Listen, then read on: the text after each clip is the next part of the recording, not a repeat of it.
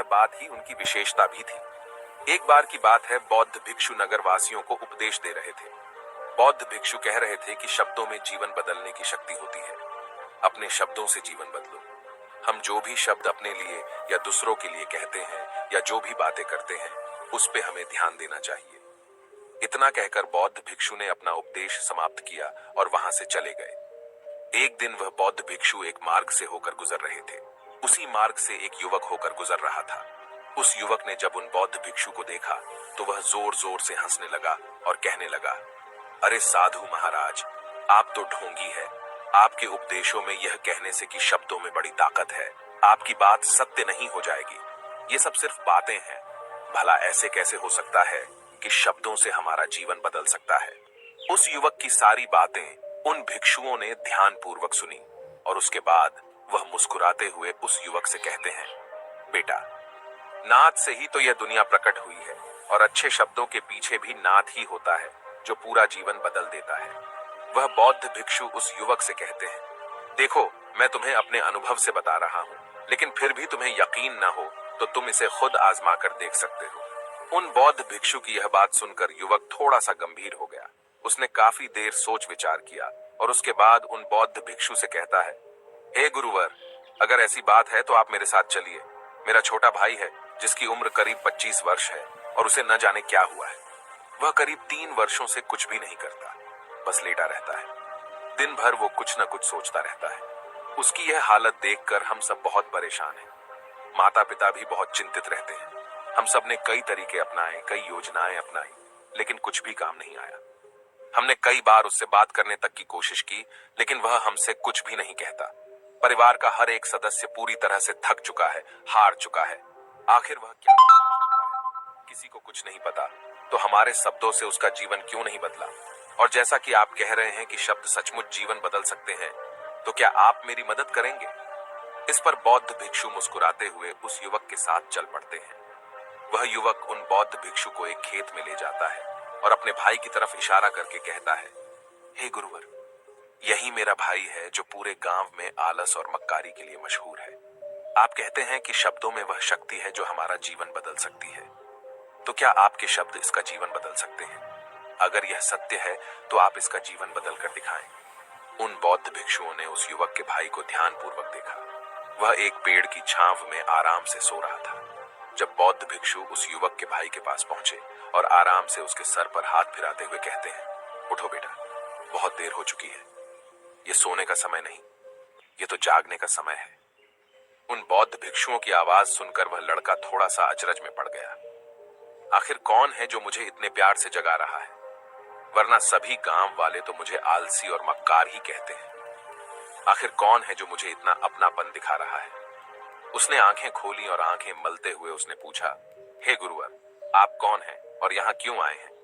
इस पर बौद्ध भिक्षु उस युवक से कहते हैं, बेटा, ये प्रश्न तो मैं तुमसे करना चाहता हूँ। तुम कौन हो? यही तो तुम्हें जानने की आवश्यकता है।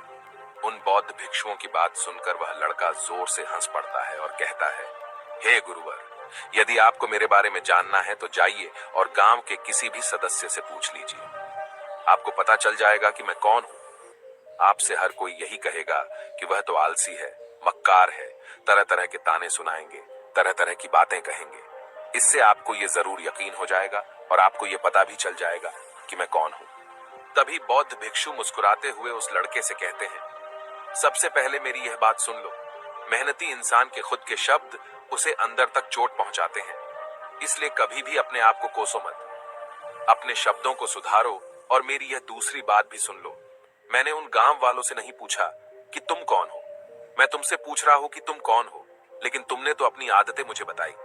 आलस तुम्हारी पहचान नहीं, तुम्हारी आदत हो सकती है, और इंसान नहीं, उनकी आदतें खराब होती हैं। इसलिए बेटा, तुम आलसी और मक्कार नहीं हो, ये तो तुम्हारी आदत है। बस इतनी सी बात है जो गांव वाले नहीं समझ सकते। ये सारी बातें सुनकर वो लड़का थोड़ा सा आश्चर्यचकित रह गया, क्योंकि गांव वाले हमेशा उसे मक्कार, आलसी और तरह तरह के ताने ही सुनाया करते थे। उन बौद्ध भिक्षुओं की यह बात सुनकर उस लड़के की आंखों में आंसू आ गए। वह तुरंत ही दोनों हाथ जोड़कर उन बौद्ध भिक्षु के चरणों में गिर पड़ा और उनसे कहने लगा, आप सत्य कहते हैं, यह मेरी आदत ही है और मैं इस आदत से बहुत परेशान हूं। मैंने बहुत कोशिशें भी की, लाख उपाय किए, लेकिन मैं अपनी इस आदत से छुटकारा ना पा सका। इन आदतों से बाहर आना बहुत कठिन है। मैंने कई बार आलस छोड़ने का प्रयास तक किया, पूरी कोशिश भी की, लेकिन कोई लाभ नहीं हुआ। मैं जब भी कोई कार्य करने की कोशिश करता हूं तो पता नहीं क्यों मेरा मन कहीं और भागने लगता है। मेरा दिमाग किसी और दिशा में काम करने लगता है और मैं उस काम पर ध्यान ही नहीं दे पाता। मैं क्या करूं, कैसे करूं, मुझे कुछ भी समझ नहीं आता। जब भी मैं किताबें पढ़ने की कोशिश करता हूं तो मुझे नींद आने लगती है। मन में एक अजीब सा दर्द महसूस होता है। ऐसा लगता है कि मेरा जीवन यूं ही व्यर्थ जा रहा है, और जब मैं इस दर्द को बर्दाश्त नहीं कर पाता तो मैं सो जाता हूं, ताकि जब मैं उठूं तो मुझे दर्द न महसूस हो। और अब तो मुझे यह भी यकीन हो चुका है कि मैं इन आदतों से नहीं निकल सकता। ये आदतें मुझे नहीं छोड़ने वाली। इस पर बौद्ध भिक्षु उस लड़के से कहते हैं, बेटा, यदि तुम इस आलस की आदत को छोड़ना चाहते हो तो मैं तुम्हें एक सही उपाय बता सकता हूँ, लेकिन उसके लिए तुम्हें कल सुबह मुझे मिलना होगा, तभी वह तरीका मैं तुम्हें बताऊंगा। यदि तुम उस तरीके को सीखना चाहते हो तो कल सुबह मेरे पास चले आना। इतना कहकर बौद्ध भिक्षु वहां से चले गए, लेकिन उन बौद्ध भिक्षु की सारी बातें उस लड़के के कानों में गूंज रही थी। वह यह समझ नहीं पा रहा था कि आखिर वह बौद्ध भिक्षु उसे कौन सा मार्ग दिखाने वाले हैं। वह ऐसा कौन सा उपाय बता देंगे जिससे उसके जीवन से आलस्य हमेशा हमेशा के लिए खत्म हो जाएगा। देखते ही देखते रात हो गई। रात भर वह अपने बिस्तर पर करवट लेता रहा और उन बौद्ध भिक्षु की बातों के बारे में सोचता रहा। इसी प्रकार देखते ही देखते सुबह हो गई और वह लड़का उन बौद्ध भिक्षुओं के पास जा पहुंचा। वह लड़का उन बौद्ध भिक्षु को प्रणाम करता है और कहता है, गुरुवर, जैसा कि आपने कहा था, लीजिए मैं आ गया।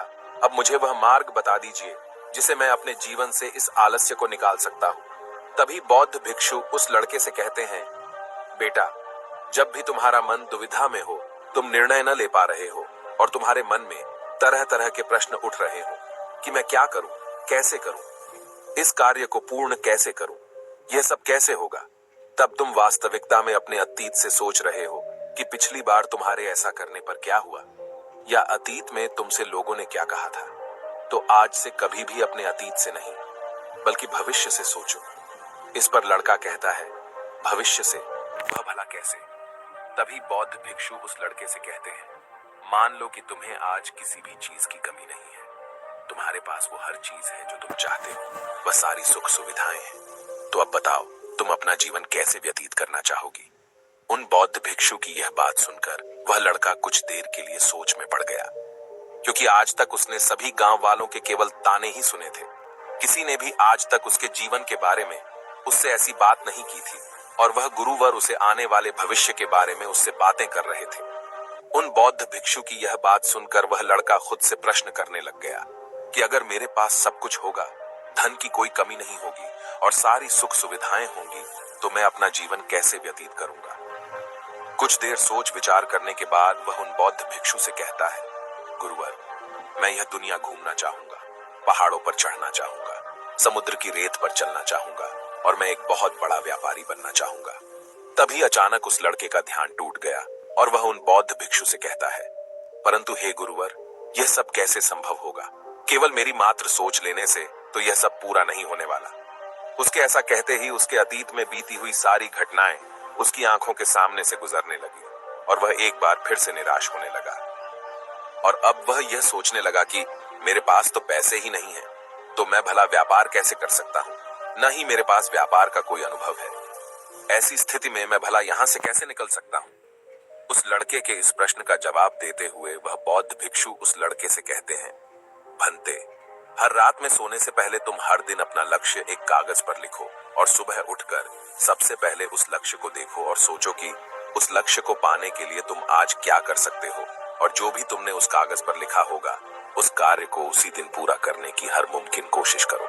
इस पर वह लड़का कहता है, ठीक है, आप सच कह रहे हैं, लेकिन जब मैं बहुत सोचने लगता हूँ तो मेरा मन बेचैन होने लगता है और मन में तरह तरह के विचार उठने लगते हैं, और इन विचारों को शांत करने के लिए मैं सो जाता हूँ ताकि वह विचार मुझे परेशान न कर पाए। उस लड़के की इस समस्या का समाधान करते हुए वह बौद्ध भिक्षु उस लड़के से कहते हैं, बेटा, अंतर्मन की चाल को पकड़ो और शब्दों की मदद से नया भविष्य बनाओ। तभी लड़का कहता है, हे गुरुवर, आप क्या कहना चाहते हैं? मैं आपकी बात समझ नहीं पा रहा। इस पर बौद्ध भिक्षु मुस्कुराते हुए कहते हैं, बेटा, कैसे होगा? ये जो सवाल है, ये सवाल नहीं बल्कि एक डर है जो तुम्हारे अंतर्मन में बैठा हुआ है, जो तुम्हें अगला कदम लेने से रोक रहा है, तुम्हें कदम आगे बढ़ाने से रोक रहा है। यदि तुम वास्तविकता देखो तो किसी को भी नहीं पता होता कि वह कार्य कैसे होगा। लेकिन एक इंसान जब दृढ़ निश्चय कर लेता है तो वह अपने उद्देश्य को सामने रखकर लगातार प्रयास करता रहता है और वह अपनी सफलता प्राप्त कर ही लेता है। तभी वो लड़का उन बौद्ध भिक्षु से कहता है कि हे गुरुवर, अगर ऐसी बात है तो मन में बार बार चिंता क्यों होती है? मन बार बार बेचैन क्यों हो उठता है? इस पर बौद्ध भिक्षु कहते हैं, बेटा, क्योंकि तुम्हें डर है कि तुम कमजोर हो। तुम्हारे अंतर्मन में बैठा है कि तुम में कुछ कमी है, तुम किसी काम के नहीं हो, और यही कारण है कि तुम कोशिश करने से डरते हो, क्योंकि तुम्हारा अंतर्मन हमेशा तुम्हें रोकता रहता है। जब भी तो कोई कार्य शुरू करना चाहते हो, तुम्हारा मन तुमसे पहले कह देता है, इससे आगे मत बढ़ना, अन्यथा तुम हार जाओगे, और इसी कारण तुम्हें चिंता होने लगती है, तुम्हारा मन बेचैन होने लगता है। तभी वो लड़का कहता है, गुरुदेव, आपने जो कुछ भी कहा वो बिल्कुल सत्य है, लेकिन अब आप ही मुझे बताइए कि मैं इस परेशानी से बाहर कैसे निकलूं? इसका जवाब देते हुए वो बौद्ध भिक्षु उस लड़के से कहते हैं, बेटा, इस समस्या का समाधान बहुत ही आसान और सरल है। तुमने देखा होगा कि अक्सर ही हम अपने आप को दोष देते रहते हैं, अपने आप को तरह तरह के अपशब्द कहते रहते हैं जो हमारे अंतर्मन में जाकर बैठ जाते हैं और वही हमें आगे बढ़ने से रोकते हैं।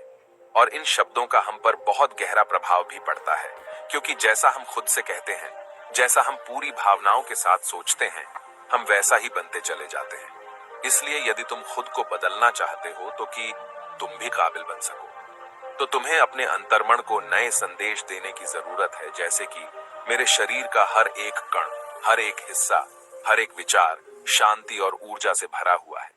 मैं दृढ़ संकल्प और आत्मविश्वास के साथ हर दिन के लक्ष्यों को पूरा करता हूँ।